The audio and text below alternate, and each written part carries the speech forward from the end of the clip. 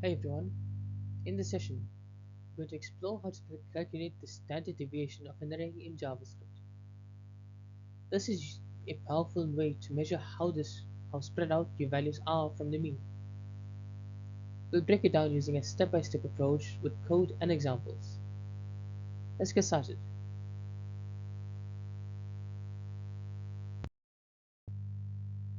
Standard deviation tells us how much variation exists in a dataset.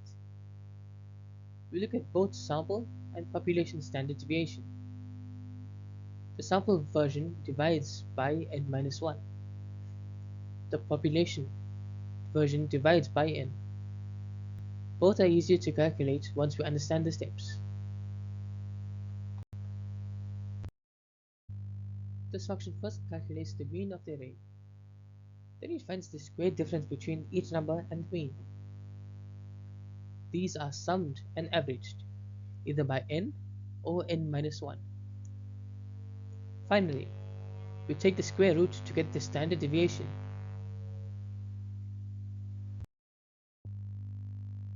Let's break it down visually.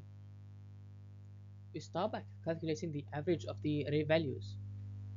Then, we look at how far each value is from the mean, square those, and average them. The square root of that gives us our final result.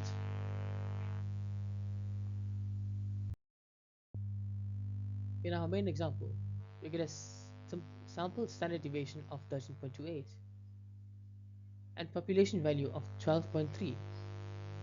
Notice how the population version is always slightly smaller due to dividing by n. The more spread out the numbers, the larger the deviation. Let's explore how this applies in real life.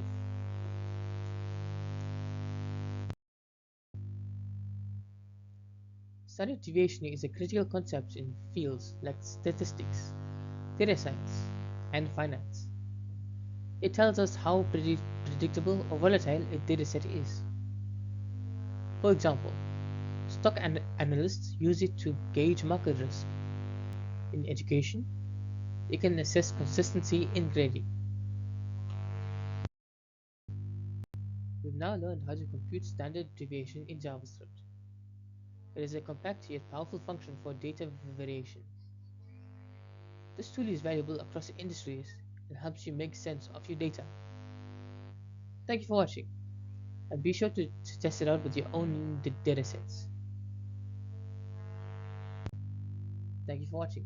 If you enjoyed this video, please make sure to like, share, and subscribe for more JavaScript tutorials. I'll see you in the next one.